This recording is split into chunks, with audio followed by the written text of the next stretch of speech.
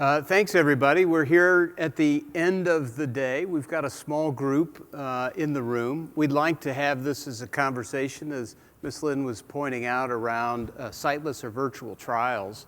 And since I'm a Hoosier in New York, I was really hoping to paraphrase another Hoosier to say my next guest needs no introduction, because I think these two have been around and on the stage more than once, but a very nice introduction by Ms. Lynn. So sightless or virtual trials, we've heard about this in multiple sessions today.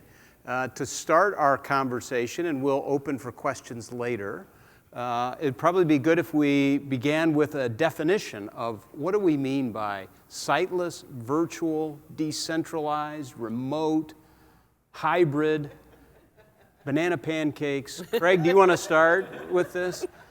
You know, I used to think, oh, the jargon doesn't matter as long as you're doing something in the space. But I do think the jargon matters now. And I think, you know, the idea of virtual, I think, sometimes is conjuring in folks' mind that we mean patientless trials, that we're, you know, we had a session in this room earlier today around synthetic control arms. And I think as some folks hear the word virtual, they're thinking, we're talking about blowing out that space and just taking modeling and simulation-driven approaches, data-driven approaches in lieu of enrolling patients. And I don't think that's the intent here. But there is also a reason why this jargon does matter. And I think it's because we're often using the same words to describe different things. I think right now decentralized trials is the jargon that feels in vogue. The FDA has kind of been favorable about that term. You've seen it used by Citi and their recommendations around decentralized trials. But I think part of the challenge we have is we're using that term to describe a lot of different phenotypes of studies. Mm-hmm. Does that mean that all visits are in the home? Does it mean that that you have a brick and mortar investigator who's using telemedicine to see the patient, or a centralized investigator for your study? So I think that jargon matters. I think decentralized trials feels like the right term, but I think we're going to have to get a level more specific in terms of the different models and phenotypes that people are talking about today. Just a little bit in addition to what Craig said. So I actually was privileged enough to actually meet at the FDA last week, and they were very, one of the things that Medidata shared with them was our position on synthetic controls. And then we spoke afterwards, we were talking about sensors and sensor data, and when we started moving into then the virtual trial space, they actually commented on their position is a virtual trial is a patientless trial, and that they actually saw our synthetic controls, which many of you have already seen this week or in the last 2 days, that really being their version of what they're going to call a virtual trial. So seeing some of at least the FDA start landing on language that they're planning to use as they start writing guidance, as they start communicating more with us on their expectation. So I think we'll see them position themselves as a virtual trial is a patientless trial. Mm-hmm. I think it does help to use language that the regulators are also using. Yeah. It'll be interesting to see where the EMEA and the PMDA come out on their language. Hopefully we can get them all to do it the same way. And then they did decentralize. They were confirming to us that that is how they'll position this hybrid or decentralized, which then again, how we land on the next level of detail mm-hmm. will matter. Yeah. You know, are we talking about a single visit, a single arm, a totally sightless trial? I mean, there's so many additional aspects to that. Yeah. So I think if we can all start harmonizing and getting to language that we're all using in a similar fashion in 2020, that would be a great place for us to start, so we can start communicating the technology offers in line with some of that language. Based on what you heard from the FDA, Jackie, what do you think that starts to mean for sites? How do they start to have to adjust or adapt or think about this virtual decentralized environment? So I think it's really important that we continue to work in our relationships with our sites and let them know that this isn't a disengagement activity. This is really to allow us to recruit more patients into more studies, to allow them to do the complex work, allow them not to have to spend their time doing a simple blood draw, right? So how can we work and continue to grow our relationships and our expectations with our sites so they know we're going to deliver them solutions to actually advance medicine with their patients and not create a disengagement model. I hope we learn from some of our early RBM implementations that if we don't continue our partnerships, we created a real slowdown in our RBM implementations because we created a lot of stress at the site level. Some of us were at some early sessions when we were implementing RBM where the sites were nearly booing us. And so I think we really need to work, again, as an industry to learn from that experience and make sure we're putting them front and center and using technologies that help them enable to be with their patients and to really concentrate on the more advanced work that they need to do. Mm-hmm. You know, Brian, when you look at data on patients' experience at investigator sites, it is overwhelmingly positive, whether it's data that SysGroup has published in the past around patients' perceptions of their treatment by investigator site staff versus how standard of care is received, or publicly available ratings that patients may be posting. It's overwhelmingly positive. And so the idea that the goal for decentralized trials is to marginalize this site is fixing something that isn't broken. It's actually trying to fix something that is actually working. We have enough things that don't work. So I think, as Jackie was pointing out, our focus here has to always be back on the patient and what is it that they need? What do they need in order to participate and engage and have access to trials? It should not be about trying to remove the site from the process. As Jackie said, it should be about amplifying their ability to do more and making trial participation easier and more accessible for the patients. How does it maybe put your Pfizer hat on, from which you've retired? I don't know. But from a sponsor standpoint, right? Based on what Jackie's heard recently from the FDA and what that means, how do sponsors need to think about this differently? Where do we see the friction? And Jackie, you can probably weigh on this as well, but where do we start to see the friction within the sponsor community of decentralized or virtual trials? So I think the first point of friction is around the jargon. I think that it's not going to be tweet-worthy for me to say that most industry sponsor study teams are conservative. But when people come in and start talking about remote and virtual this and decentralized that, it can seem shocking, and their minds will often jump, the study team leaders' minds will often jump to the worst, most outlandish representation of what that could be. Something that clearly will not work for their study. When in fact, there are phenotypes, there are presentations of how you can do a decentralized trial that could probably work for almost every study by choosing the right tools and deploying them appropriately.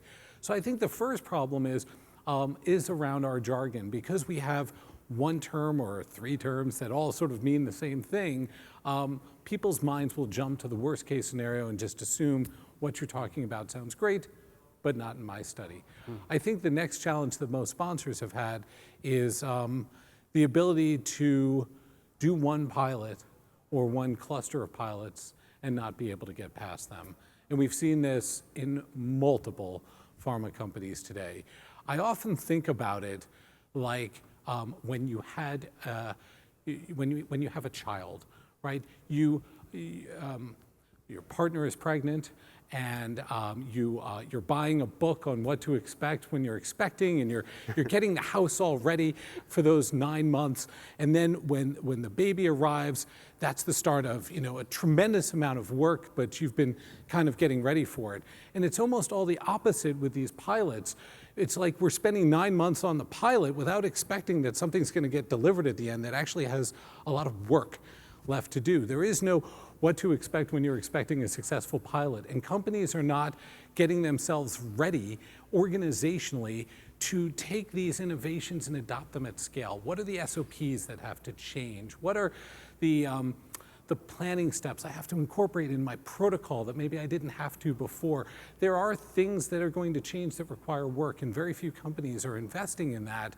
And as such, I'm afraid they're not able to leverage innovations like this in a meaningful way. Mm-hmm.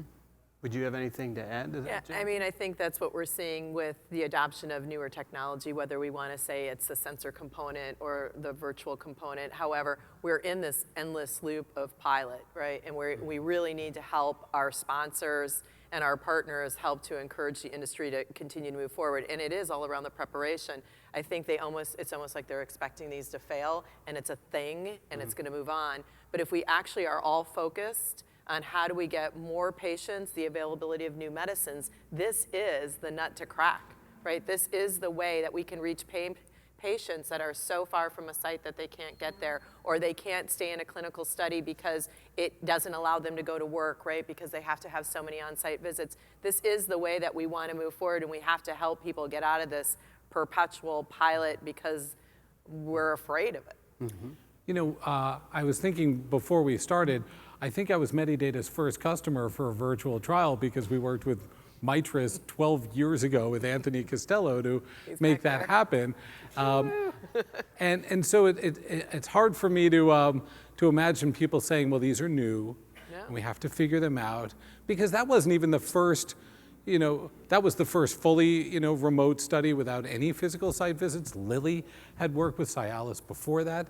There were nutritional supplement studies that date back 17 years ago now. So these are hardly new ideas, but I don't want to oversimplify it, right? There are challenges from a sponsor perspective around having confidence that the data that we are capturing is robust and reliable enough that we could do it in the clinic, or we could do it at home, or we could do it at work, and we're confident that we're measuring the same thing, both for ourselves and for other stakeholders like regulators and payers.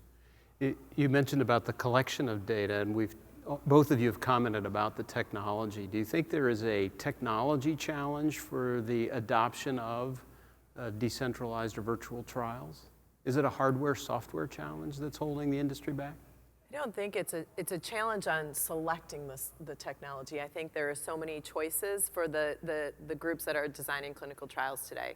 They have to figure out what sensors they want to use. They have to design their trials to consider alternatives to the standard milestone-based or visit-based schedule that they all know is tried and true, and actually slowing down to think through these alternative ways to conduct their trial is perceived as slowing down their trial. Everyone's focused on getting their first patient into their trial to execute on their enrollment, and they don't reflect and spend enough time on finding those choices, finding the right sensor, finding the right visit model that really will have them enroll faster and actually hit the expectations of the regulators on the diverse population of their study. But we've done this for so many years, people don't know how to get out of that rut of, I know how to do it, I'm going to do it the way I did it the last time because I was really successful the last time. You said it. It's not about a lack of available technology.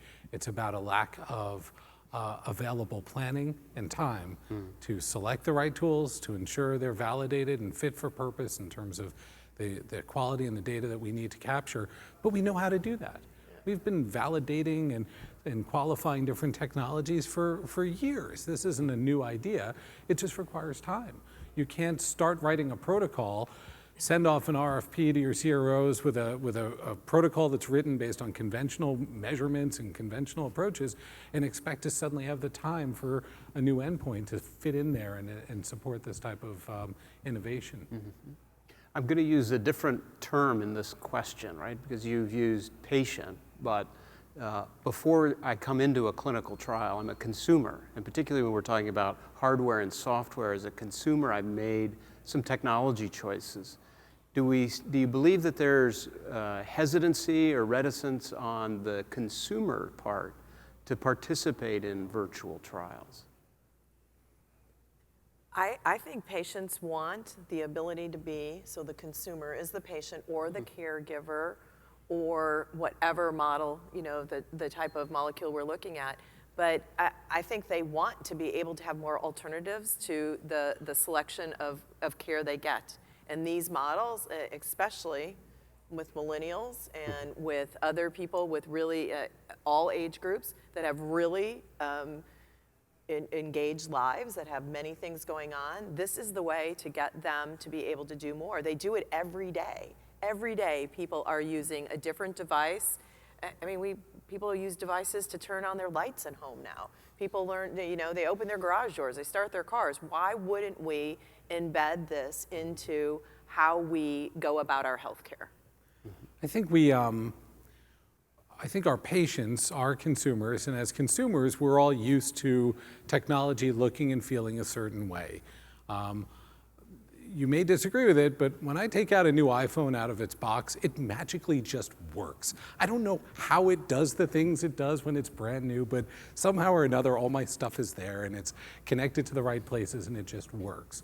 Does our clinical trial patient-facing technology have the same consumer-facing friendliness? Do we have Genius bars to help those patients to be able to use those technologies and deploy them in their homes? Or are we still relying on what I used to call duct tape solutions? Once upon a time, we wanted somebody to complete a diary. We could take a hotspot, duct tape it to a Palm Pilot. Here you go. Because in a clinical trial, it's fine. But consumers have different expectations today. But the other thing I think that consumers have in terms of expectations is, Jackie and I both have different devices on our wrists right now. And I think increasingly that will create pressure and tension for our desire to structure and standardize everything. How many watches am I really going to wear? And do I have to give up mine just to be in your trial? Or can we mature to a place of having confidence in multiple devices and focusing our energy on the data that we're able to pull off of those? But I think the last concern to me around patients as consumers will start to become questions around data privacy and data integrity to me. And do I know where my data is going? Especially as consumers become more and more sensitized to that as they see their data traveling off in all sorts of places in the cloud. Mm-hmm. You raised an interesting point, Craig, on the watch difference between you and Jackie. I don't have one. I was looking to see noticed you were that. going to add to the. Yeah. Do you have a ring? No, I have none of the above. You have no idea how many steps you're going to do today? None. Zero. I don't know if I could go to sleep at night. But I'll somehow manage to survive. I've trusted my own data up here. But it's an interesting point that you raise around this technology, right? And that consumers have made these choices, and what does it mean for sites and sponsors, right? So how do sponsors and sites need to think about collaboration, one, and two, collaboration with all of these new players that are coming out with either point solutions or platforms of we can address this specific need or this spectrum of needs in the clinical trial environment. I don't know, Jackie, if you want to start, or Craig? I believe from an independent device perspective, this is going to be a challenging place. I mean, I honestly think every time, if you think about different therapeutic areas, if you think about different devices, how we want to collect data, what the most important endpoints are, I think people are going to, whether it's a medical grade device or a commercial device, that market is going to continue to move in standardizing that data. So I think I'm going to say the trick will be to figure out how you're going to standardize data from various sources to actually be able to consume it into your trial, and how we can be device agnostic. Because I think the devices are going to be coming out fast and furious. And people want options. They want the choices when they're designing their trials. So I honestly think if we can focus on the data and the standardization of the data and how we get it in to make our decisions will probably be the best way to think about it. Do you think you'll have that as a choice, or do you think the Apples and Googles of the world will come in and say, this is how we will present data, and therefore you as the site and the sponsor have to figure out that middle layer of technology? I think if all we cared about was somebody's interpretation of what is a step, that might be fine. But when we want to understand tremor and we want to understand gait and things that are not extracted from a Fitbit and rendered in their app, but are things that we need to develop algorithms off of less processed data off of the device, I think we're going to need that data. And when we have devices that are able to provide that data consistently, we can adapt algorithms around different devices, but if somebody's device is locked down to say, I'll give you steps and you'll be happy, that's not going to cut it for most research use cases. But I think we also need to continue to your earlier point, pushing harder around user experience. I think that many procurement teams would be very happy to see a patient with 4 different apps on their phone, because this is our list of retention vendors, and this is our list of ePro vendors, and this is our list of eConsent vendors, and patient be damned, you'll use 4 different apps with 4 different interfaces, as compared with thinking about their experience, and then also the experience of the site, because I have a lot of empathy for the burden that we're introducing on both of those stakeholders with the range of technology that we aspire to bring. I teased about a Genius Bar earlier because one collaboration that a friend of mine here in the room and I put together at Pfizer was with Auctioner, and we chose to partner with Auctioner Health because they had created a Genius Bar in their within their system, the O-Bar, which was exactly that, with the appreciation that your investigator and coordinator, your physician and nurse, none of them have the time, the resources, or the patience to help a patient put an app on their phone. Because if that patient's my mother, she doesn't even know her iTunes password. So how are you going to get an app on her phone? You too, Jackie? No, that would be my mother. Okay. What's your iTunes password? Sure, I do know it, but I should not share it here.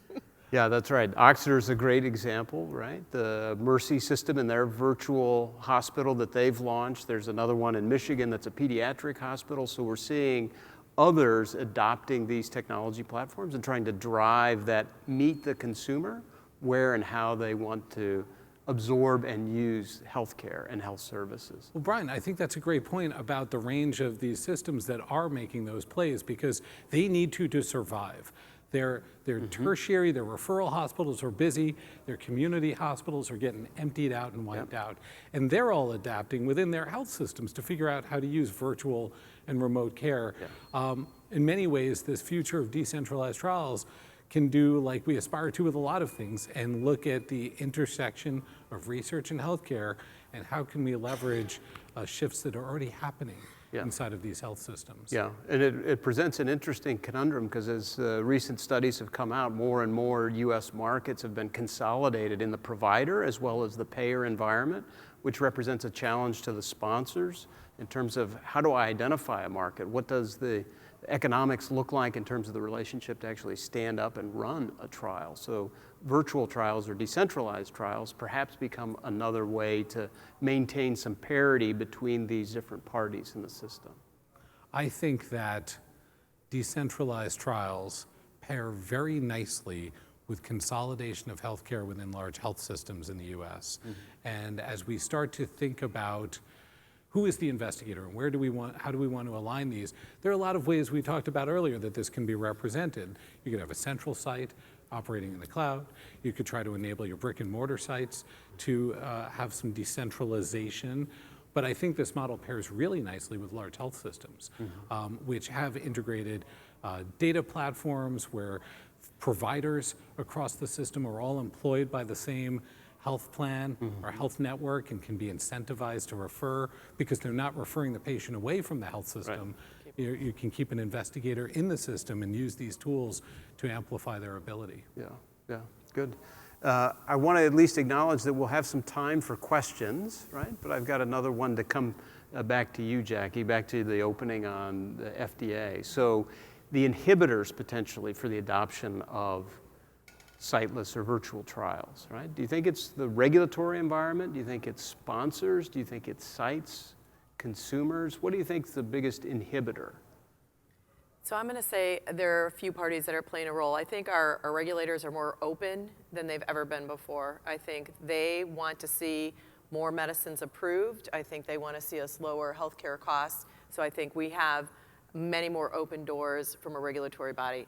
Does that mean that the first day we run a full virtual trial, they're going to approve it with the first-time submission? I don't think we're quite there, but I think the door is very open with the regulators.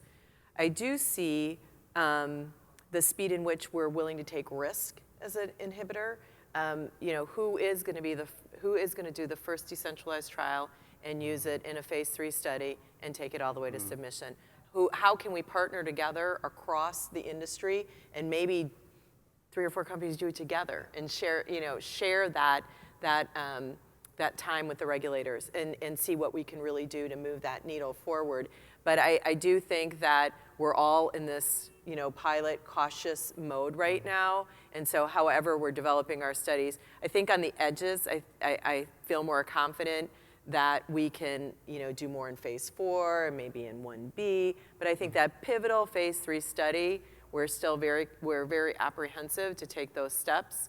If I go back to my pharma days versus my Medidata days, we were doing lots of experimentation. We were very keen to run things side by side. We were very keen to try things in small modes, but not take that full step. And I still haven't seen people just jump in and have it literally part of a clinical development plan end-to-end to submission. So it sounds like a culture thing, which you commented on as well. I mean, lots of organizations in this ecosystem struggle with culture. The regulators have leaders, but like all of our organizations, they're big and there's staff within the lines. The CROs are the same. But I will point the finger at the sponsors because the regulatory environment is friendly, the technology is available. It's a question of willingness. And with all the pilots that have happened, including some dating back over a decade, nobody's gotten to jail, nobody has died, nobody has been harmed in any way by any of the virtualization that has been happening. It's really just a state of willingness on the part of sponsors. Culture change is hard, commitment is hard, there are change steps that need to happen, but we manage change all the time. We did eventually move from paper case report forms to electronic data capture. It took time, but we've had time here. And if companies don't start to make these commitments, not just I have a work stream and I put a half of an FTE on it, but real commitments, the kind of commitments that, like, if we were switching our eTMF from one provider to another, there'd be a team of people resourced on it, there'd be timelines that are set, there are people held accountable, there's a date for a switch, and if that switch doesn't happen, heads will roll. There is no commitment like that companies are making. And I'll share one last note. I had one pharma company that challenged me on that, and they said, oh, no, we have made a commitment. We have a schedule for the change. And I said, that's awesome. What's your schedule look like? And they said, 7 years. 7 years to make the change. That's a great, Nina's got a microphone, so if anybody has some questions that you'd like to pose to our panelists here today. Raj Sharma from HealthWiz. I'm trying to understand the impact that going decentralized or siteless would have on the patient recruitment. So what percentage of patients get recruited through sites versus through other means like advertisements or social media? I would assume that if the sites go away, then the recruitment problem becomes bigger, or does it have any impact? Well, I would first say sites aren't necessarily going away. I think what we want to create, to me at least, is creating choice for patients, not removing one option necessarily in favor of another. I don't believe our desired end state is to remove that option from the lives of patients. In terms of what the mix is for patients recruited at a site versus through other channels, it clearly will vary by therapeutic area, but it will also vary based on the willingness of the site. There are many sites that will refuse patients that are referred from centralized recruitment campaigns, feeling like they are poorly qualified, they create busy worker noise, and they just want to recruit from their own population. But the recruitment opportunity here to me is twofold. One is geographic. There are many patients that are simply not in geographic proximity of a site. And two is just in terms of demand. Some people may be in proximity of a site. I could theoretically go up to Columbia Presbyterian right now, but I'm here and I have other commitments and I have a job. And so the opportunity for decentralization both can democratize in terms of access for more patients to be able to participate, but can also democratize in terms of those who simply can't conform to a visit schedule because they have lives and children and jobs. I think we'll have more players that will facilitate that. For example, Best Buy is not a company that we would think of as a healthcare company, right? But their acquisition of Great Call and other assets that allow them to come into the home to help Jackie set the timer on her VCR or DVD player, but Just ate. to help that, yeah, any one of those I actually technologies. threw one out recently in the purge. But they're going to help with that. So it may also be a demographic shift, right? For a geriatric population, it may be more site-specific, but those that are younger, I'm probably in between, we're probably in between, but the generation behind us are much more comfortable in that digitally native environment, and their willingness to use that to find information, their level of trust in the information that they get historically has been higher. Now, all these things that are unfolding now may diminish that trust that's existed historically. Good question. Another? Meena Kaushik, Medidata. So Jackie, you've debunked my whole understanding of virtual trials. So it's not virtual anymore, it's decentralized. But to go back to the combination, do we still have a name for the hybrid, or is that? Oh yeah, I think hybrid, the whole concept of, I was just giving the feedback that the FDA really feels that virtual is your patient-less one. That was the comments that they gave us in the meeting the other day. But I think hybrid will come up with what that really means as we all, as an industry, move. Well, hybrid, like Medidata uses our trial DAO, right? So that's allowing people to make choices in their study design of how much decentralization that they're looking to do. So hybrid, decentralized, remote, I think they're all going to land on what they really mean in that trial design over the course, hopefully in the course of the next year, we'll all start landing on some more specificity in those. Some people will say your trial is hybrid if you have brick and mortar sites and a central virtual site. Some people will say you're hybrid if visits 2, 4, and 6 can be done in the home, but 1, 3, 5, and 7 have to be done in the clinic. And I think as we start to hopefully reconcile around the jargon, it will help, because again, people will jump to conclusions and say, that can't work. I can't do that. Decentralization means something to me, so of course my trial's not right for that. And that's what we want to get away from, is people reacting because they have set one mindset on the different jargon. Do we have any other questions from the audience here? If not, because I have a question, actually. I know. Jackie's like, oh, God. So there's a lot of decentralization activity that's happening on the commercialization side of our life sciences industry. Are there any best practices? Are there any opportunities to take advantage of their SOPs, their business models, their lessons learned, their approach that could be applied to the clinical R&D end of things that we could employ? And it may be a loaded question, there may be no answer, but there's a lot of opportunity there. Do you have an opinion on that? Mm-hmm. When you say on the commercial side, do you mean using like teledoc types of services to support brands? Sure. So there's teledoc services, there's remote patient visits, there are usages of, for instance, large chains that you can do blood draws from, whether they be pharmacy chains or minute clinics or things like that. Are we looking to, as you said earlier, go after the data, make sure that we have the data, and be less concerned with it comes from a CVS pharmacist versus in your office? Mm-hmm. Right. Mm-hmm. Oh. There are people using point-of-care solutions all over. So they are using CVS and Minute Clinic, and again, that goes back to them. We have our data. Everybody has to be able to consume and trust the data. But those things are being implemented in various trials. At least I had some experience with that in my prior life. Yeah. And from a commercial standpoint, there are multiple commercial models where even controlled subs, right, C2 product being dispensed in the home, so it's a heavily regulated product, right, heavy controls around it, being dispensed in the home in a commercial model for which the FDA as well as the DEA have comfort in the integrity of the systems and the data. So I don't think it's a technology issue. And I don't think it's a regulatory issue necessarily. It's how do we design it to fit within the construct of a particular trial. But that does raise a good question, right? There's all of this interesting technology. How should sponsors start to think about these little companies and these startups that are emerging to tackle this? What do they need to do differently to deal with all these little companies that think they've got the next best solution? I think one concern is, when I had a study team leader that would come back from a meeting and say, I found it. I found this gadget, there's lots of gadgets. There's something out there to measure just about anything in the home. You need to have a process for understanding what's available in the landscape and how to qualify those. Now, fortunately, less and less are we on our own. There are groups like the Digital Medicine Society. Citi is starting to inventory some of this.